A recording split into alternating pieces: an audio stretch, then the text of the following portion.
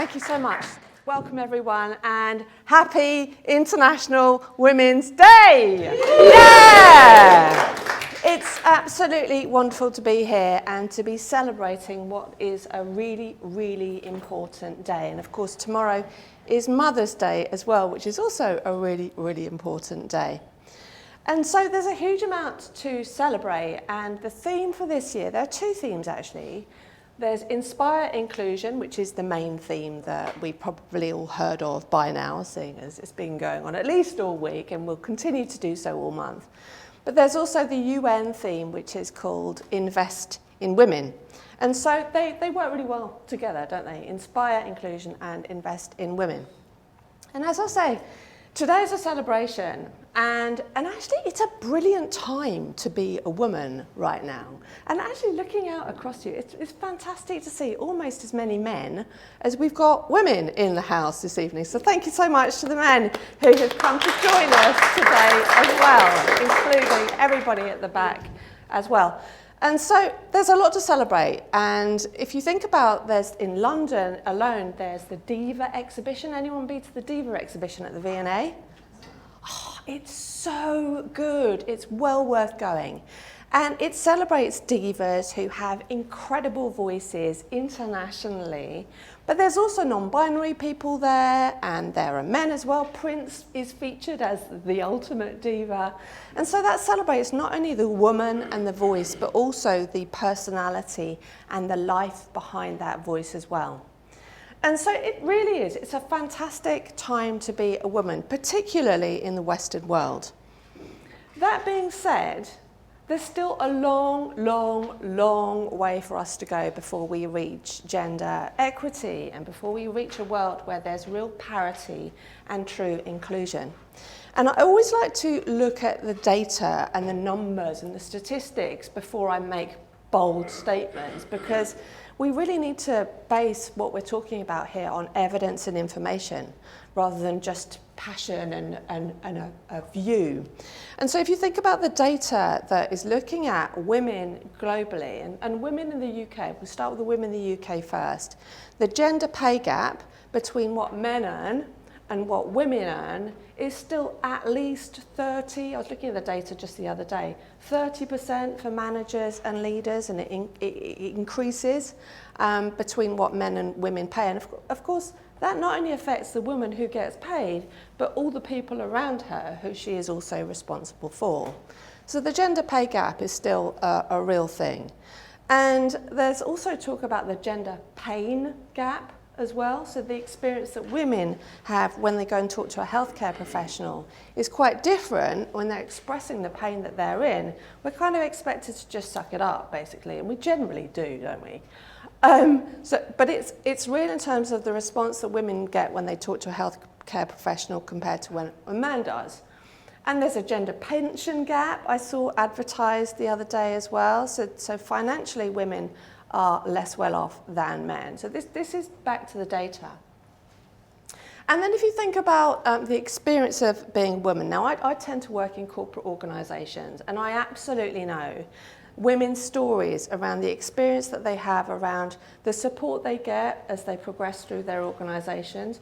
You might start at the beginning where there's an even number of men and women, possibly even more women than men in some industries.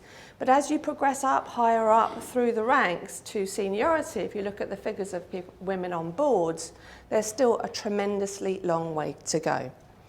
And so we've got the gender pay gap, we've got parity, and we've got representation at senior levels within organisations. But there's more to it than that. And if you think about sexual discrimination, and I've decided today to be quite brave, in fact not quite brave, to be brave.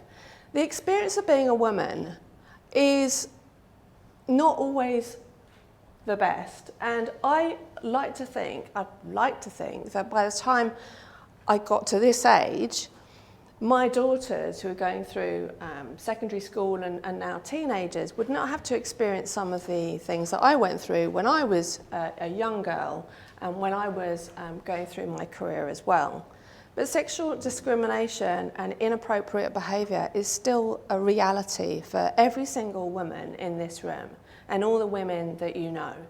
Whether it's rubbing on the tube, or whether it's lewd remarks, or whether it's just slightly uncomfortable vibes that you get sometimes and that you don't quite know how to handle. As a woman, it's something that we just become kind of normalized and used to. And so when it comes to the experience of girls and young women in schools and colleges, back to the data again, Ofsted has found that sexual discrimination, sexual slurs, asking for sex pics, sharing those with women, with girls, lewd banter, this has become so everyday that they call it an epidemic within schools. It's happening so much that the girls have become just used to it. It's like normal for them. And so there's a lot that we still need to do, and this is just in the UK. That being said, it's not exactly a picnic for men at the moment either. And all week I've been giving talks around International Women's Day, and one of my big drivers is to make sure that everyone gets involved in the discussion and that everyone is involved. Because again, if you have a look at the experience of men right now, it's not an easy place to be. So with all the focus and all the attention on diversity, equity and inclusion, there's a lot of men who simply don't know what to say or how to say it. And so they're feeling kind of stymied, really. They don't really know how to support. They don't want to say the wrong thing. And equally, white, middle-aged, middle-class men are feeling tremendously excluded. And so it's not an easy place to be because you're kind of caught between two stools, really. Equally, the experience of men, if you think about how girls are conditioned and how boys are conditioned, girls are brought up to be soft and to open up and show and express their feelings. Boys not so much. Boys are expected to be tough and be strong and be boisterous and run and play. And so boys find it much harder to open up and be vulnerable and share their experiences. And so it's a difficult position to be in. And then if you look at the experience of boys and young men right now, there aren't the divas that the girls can look up to. There aren't the Rihannas and the Beyoncés you're like talking about girls ruling the world. Boys don't have that. And so what is filling the vacuum is people like Andrew Tate, Jordan Peterson, who on the surface of it are talking about a return to traditional values, but underneath it are preaching misogyny and hatred and a real divide. And so what we're reaching here is a real pole and polarization, which really is not helpful. And so what are we going to do about this? You know, we could just sit around and complain about it. And if you look at social media, this polarized debate, that's what a lot of people are doing. They're just having a go. And it's almost like it's pulling people even further apart. So we could sit around and complain about it or feel apathetic about it and feel sad about it. Or we could do something about it. And so I decided back in December, I don't know if I'm going to do this again, by the way, because it's been freaking hard. But I decided, in my wisdom, that I would put on an event for International Women's Day. And I thought, well, look, I'm not just going to do an event and make it just a nice kind of little gathering. I'm going to do something that's going to help others. And so in my experience of organising this event, I learnt 3 key lessons. And those are key lessons that I've learned for myself, but can also be applied to the whole inclusion situation that we are in. And so the first lesson that I learned was that when you're feeling sad or apathetic, or if you've been on the receiving end of something that you don't quite know how to handle, you could implode, or you could think about other people. You could think about the experience of other people. And so when it comes to gender equity, there is a hierarchy of need here. There's a hierarchy of pain. And so when I decided to put on this event, I thought, well, which are the groups that need help and amplification of message more than others? And what I looked at was I went online and looked at a couple of charities, and I identified 2 charities, one of which represents female refugees who come into this country, and the other which represents girls and women who've been on the receiving end of violence against women and girls. And so I identified these charities, and again, I went back to the data. And so when it comes to the experience of women and girls, and I'm not going to sugarcoat this, when it comes to violence against women and girls, a woman is killed at the hands of a man in the UK every 3 days. And if you look at the experience of female refugees, 1 in 5 female refugees has suffered extreme sexual violence. And we know that rape has been weaponized in war-torn countries around the world. And so the data shows that, there truly is a hierarchy of need, okay? And when it comes to the experience of girls and young women, I talked about the Ofsted data before, where inappropriate behaviour and discrimination in schools has become entirely normalised. A few years ago, I worked with a charity called Believe, and they're based in South London, and they do amazing work, a little bit like Girls Out Loud that you were talking about the other day, just now, Hilary. And so this charity, I was their chair of trustees, and one year, a few years ago, we decided to do a campaign around sexual harassment. And so we got a group of girls together from Lewisham and Deptford, girls and boys, to talk about this whole thing of upskirting and, just all of these experiences that these girls had almost just become used to. And one of the expressions at the time, I was like, I don't even know what that means. But anyway, they were like, oh, well, they'd say, talk about, oh, it's not that deep. It's not that deep. And I remember at this one point, there was this realization with all of them and all of us in the room who are facilitating, that actually it is that deep. This kind of behaviour is not okay. And so we created this whole campaign, and they now run campaigns in schools to educate boys and girls, people of all genders, that sexual harassment, it is that deep. So this is their campaign.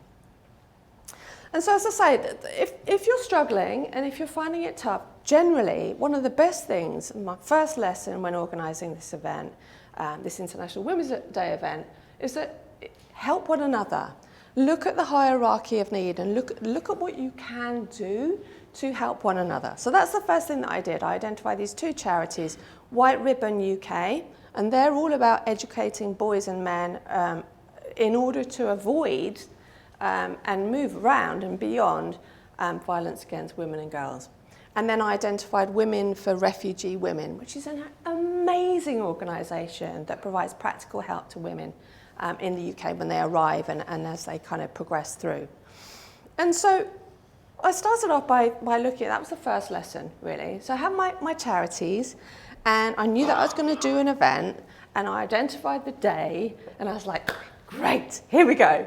And then I thought, okay, so now I need a venue, and looked at venues. Venues were like £2,000, £3,000, £4,000. And I was like, how are we going to make money for charity when these are the kinds of costs that we're talking about here? And so my second lesson that I learned through organising this event was to ask for help. And Andy is all about asking for help. And so what I did is I reached out to my really good friend Karen Campbell, who is a marketing expert, and I said, Karen, do you want to partner with me? And she was like, yes, absolutely. And so she was able to then reach out to her whole network of small businesses and entrepreneurs. And so we started to create a bit of a buzz, but I still needed a venue. And so I reached out to one of my clients, Marriott Hotels, who I'd done a keynote for back in December. And I called the woman up, one of the women who I'd met at the event, and I said, look, Stephanie, I want to do this event. Is there any way we can do some kind of reciprocal thing where I come and talk for you, and then in exchange you provide a venue? And she said, do you know what?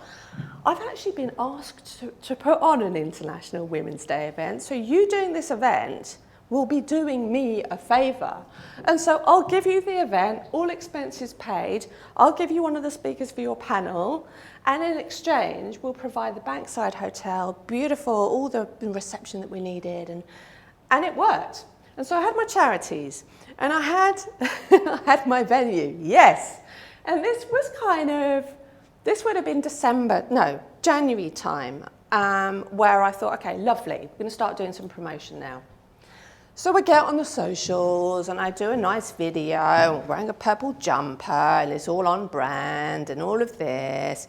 Start reaching out to my network, and then I realised actually putting on an event for International Women's Day, if anyone ever thinks about doing it, it's really hard because on the one hand, people are already doing events for International Women's Day. Or there's Mother's Day, like the day after, so they're away for the weekend. Or maybe they're like, scrolling on by, oh, that looks interesting. Anyway, on to the next thing. And there are so many days and events and things that take our attention that people just weren't booking on. I remember January, I was like, oh my God, we've got 12 people booked on. It's going to be me and them, and maybe the panel will be more than the people in the audience. What am I going to do? So I was like, and here comes incoming third lesson. I was like, I'm going to have to do something different here. I'm going to have to be brave. Okay? I'm going to have to be brave. And so how am I going to be brave? And so I decided to do for those people who are old enough to remember this, I decided to do my Bob Geldof Live Aid moments. So stood in my kitchen on a Sunday morning, got my daughter Mia to get her phone out and video me. I wore this t-shirt with a quote from Emmeline Pankhurst. I incite this meeting to rebellion. I don't know if anyone's seen the video. But anywho, I was like, come on people, International Women's Day, it's not just the heart-shaped gestures and hashtags, purple bunting, just another branding exercise. There's real need here. And I'm representing these two charities who are at the sharp end of need. So come on! And on the back of that, people started to book on, and there was one night, 15 bookings in one go. I was like, yes! Because I was calling Stephanie. I was like, Stephanie, yeah, we've got 12 people. Any chance you could bring people along? And in the end, we had 100 people of all genders, by the way, in the room. 100 people in the room. And as Steve said, we raised over $3,000 for these amazing charities. But it wasn't only that. We had support in kind. We had donations of resources to the charities. We had people offering to do mentorships. We had internships happening.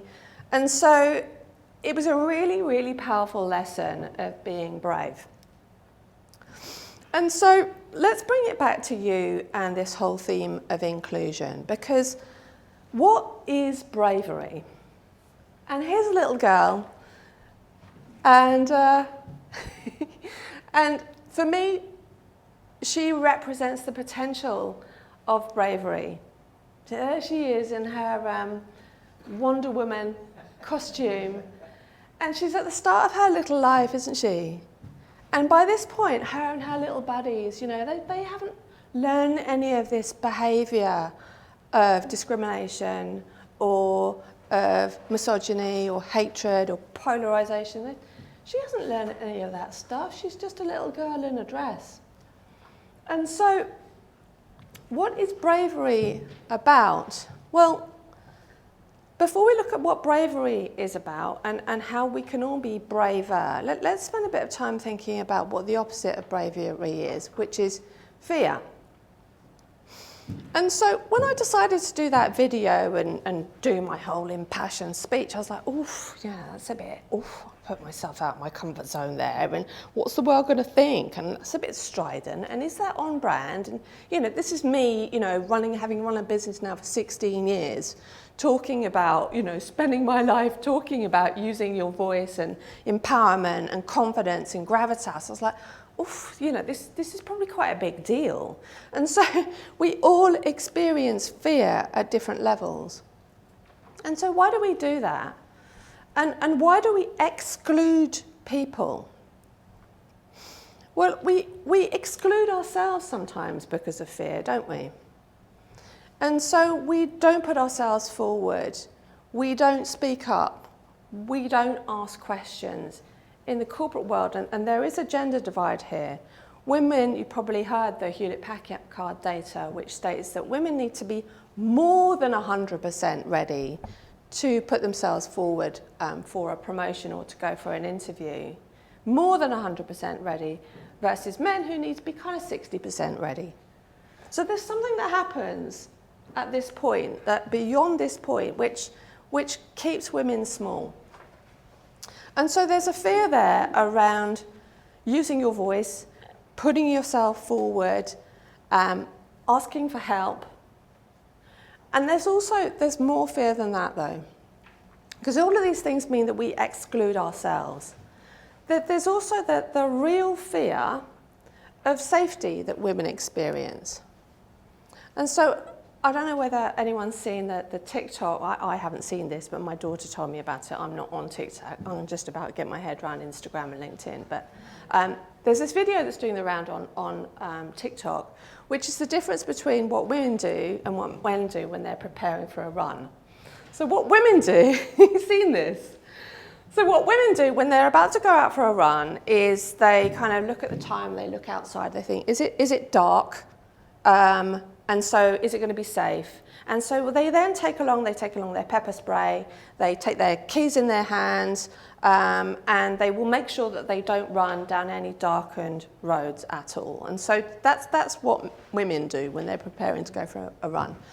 Whereas what men do is they put their trainers on, they might check Strava, and then they'll leave. They'll walk out the door. Equally, if a woman is going down a dark alleyway, and every single woman in this room will know this. I had this yesterday, actually. When you're walking down a dark alleyway and there's no one around, you get that feeling. You know that feeling where the head slightly starts going up at the back of your neck, and you look around and you think, okay, handbag, keys, anything could happen right now and no one would know. We have that feeling. And we have that heightened awareness all the time. Men, not so much. But equally, men, if they are walking down a dark alleyway and a woman's coming in their direction, I know this from the men that I've talked to, it's difficult for them as well, though, isn't it? Because they don't want to be perceived as this attacker. So what do? It's like, I'm okay, it's all right, I'm safe. And so this whole experience of fear is what gets in the way of bravery. So we women tend to exclude ourselves. We don't step forward. We don't put ourselves out there because of all of these experiences that are associated with fear. But equally, and this is what happens as people start to grow up, equally what we do is we, either consciously or not, we exclude other people as well. And so there's a pecking order here. There's an unconscious approach that we have to being slightly mistrustful of someone who represents other. And so we do it without even thinking. And so if someone, for example, if there's a woman in the room or a person of colour or a person of a different sexual orientation or the person of a different gender identification who's different from the norm in the group, we don't know what to say. We don't know how to behave. It feels a bit awkward. It's like the elephant in the room, and so we just ignore. And so we will also actively exclude other people as well because there's an element of fear. So can you see how fear gets in the way of inclusion? Fear perpetrates exclusion. And so what we again need to do is we need to come back to, well, what are you going to do? Just going to sit around and complain about it, or just feeling a bit sad about it, or are you going to take action? We have to take action for our young people. We have to create a more inclusive environment where everyone feels like they belong. And so what do we need to do? We need to take action. And so when it's dark, what do? You switch on the light. When you're feeling vulnerable, what do? You ask for help. If you're feeling a little bit lost, what do? You create a map. And so, for the purposes of today, what I've done is I've created an acronym for the word brave, which we can apply not only to inclusion, but to our own progression through life. And so brave stands for bold, resilient, authentic, using your voice, and empowering others. So I'm going to take you through those step by step. So when it comes to bold, and my aim here is to apply it to you and your lives and your roles as human beings, but also speakers as well. When it comes to bold, what we need to do, we need to transcend that fear that we have of being judged or not being picked or being left out. We have to step forward ourselves and include ourselves. And so how do we do that? How do we be bold? So we have to get super clear on what our strengths are, what we're best at. Often we underestimate our strengths because our strengths represent the things that we like doing or the things that we take for granted, and so we're not really all that clear on our strengths. And so we have to get more and more clear on what we're good at, what we're great at. To be bold, we also need to have a very clear sense of purpose. And I mean purpose with a really big capital P, but also purpose with a little small p as well. And so what I mean by that is, as speakers, as business owners, as human beings, be clear on what you are in a room to do. Be clear on your intention there and the difference that you personally want to make in the world, because you can all have an influence when it comes to inclusion. So be clear on a big P, capital P level, but also be clear on a little p level as well. Be clear on why you're in a meeting. Be clear why you're having a networking conversation. Be clear why you've come to PSA London today. All right, so be bold and then challenge yourself. Challenge yourself to ask questions, to approach people who you know might be in a position to help you. So challenge yourself to do that, because you won't include yourself and you won't really fulfill your potential unless you are bold. So that's the B of brave. The R of brave is to be resilient. So, because of course, when you put yourself out there, when I did my video, for example, when you ask those powerful questions or you approach that person or you challenge someone, then it might be that you get pushback. Maybe people won't respond to what you're saying. People maybe not get what you're saying. Maybe you'll get a piece of feedback that threatens to throw you off. And so we all have to learn the power of resilience as well. And so this continuum here is my power continuum. And there's more information on it on in my book just outside in the area over there. But this is my power continuum, and this is what we have to bear in mind when it comes to really tapping into our resilience. Because what happens when we're feeling under threat or we're stressed is we go, as you know, we go into fight or flight. So what do? Whether we're speakers on a stage or having a conversation or experiencing a situation that feels exclusive.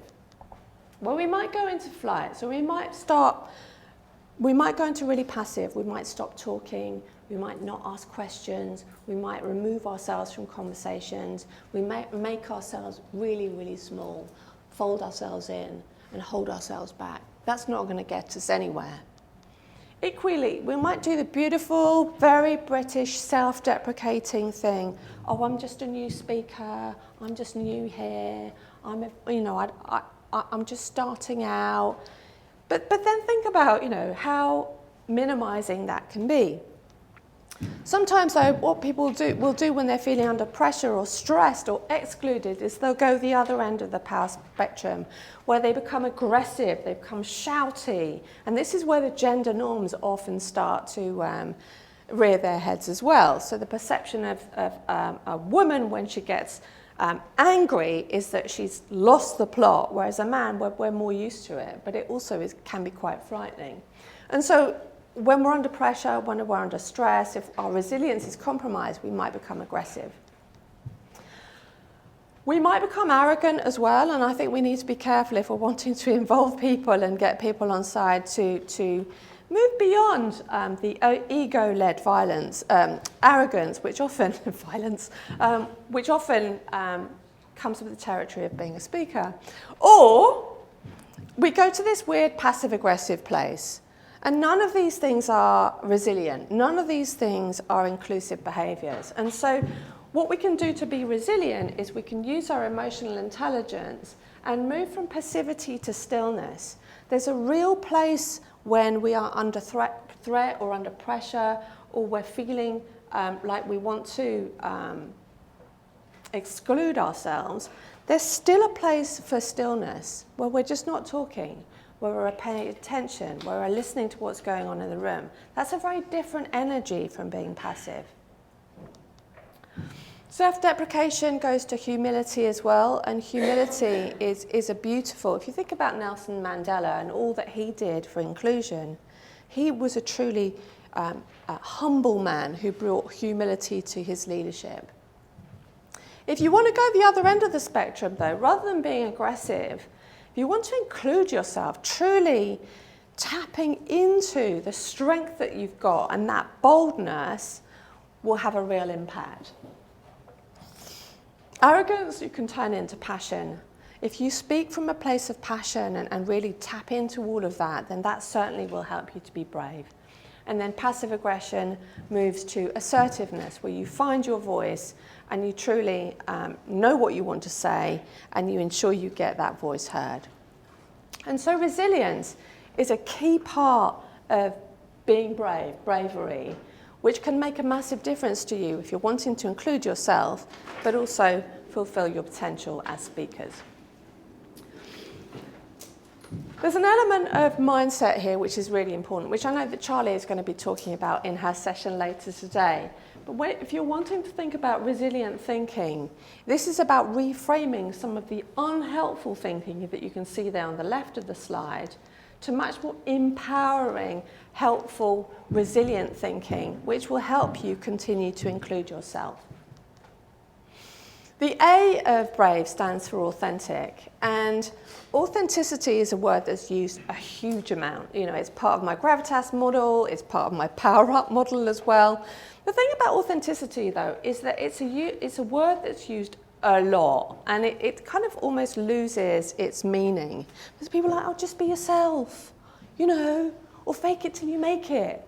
Please don't fake it till you make it, because that is the absolute opposite of authenticity. So be yourself and allow yourself to be seen, but also what I talk about here is the value of managed authenticity, where you're learning to adapt and use different styles and different ways of communicating and stepping into different facets of yourself in order to be braver and in order to influence the conversation more effectively. So authenticity is a key part of bravery. The V of brave, who remembers what the V stands for? Yes! Thank you. So the V of brave, see, I keep trying to say braveness, and my daughter, she's like, it's not braveness, mummy, it's bravery. I was like, oh yeah, cool, yeah.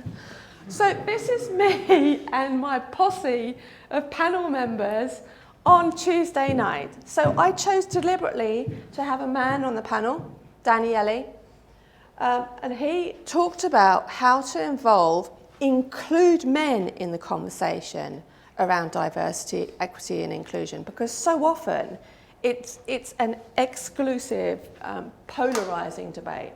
And we had Shiloh from Believe, the charity I was telling you about before, where we did the It Is That Deep campaign. We had Alphonsine from Women for Refugee Women.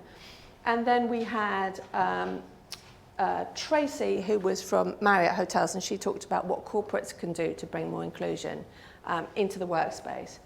And so they were all using their voice, and I was giving them the platform to do so, but I also opened it up and I really encouraged the audience to ask questions and get involved. And we had a really inclusive debate around how we can all work together to be inclusive. But the point at that evening, I'm going to get emotional now, where I was most proud was when this one, my daughter Mia, I didn't know that she was going to do this. During the Q&A, she put her hand up like this. She's 17. She put her hand up, someone handed her the mic. That's my husband Steve on the left, and then my mum on the right, looking very serious.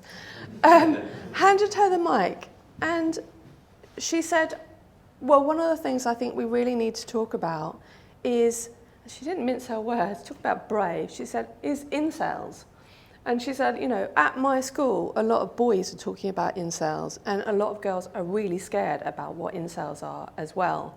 And I could see her voice starting to waver halfway through. I was like, Mia, please don't burst into tears, sweetie, just keep going.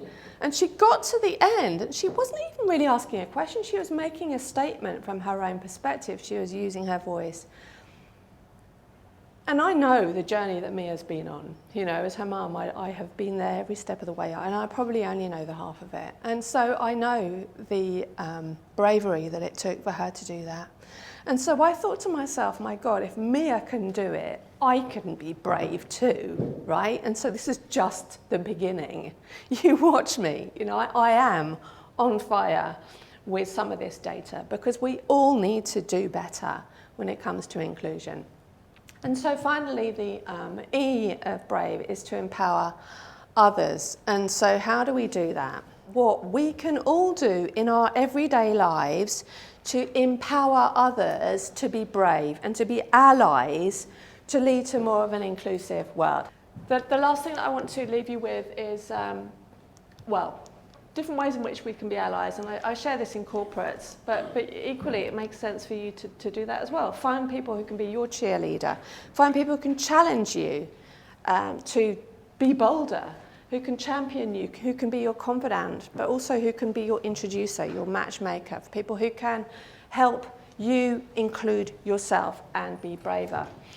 I created an acronym that I've been using in corporates for a while now, which is the IDEA model.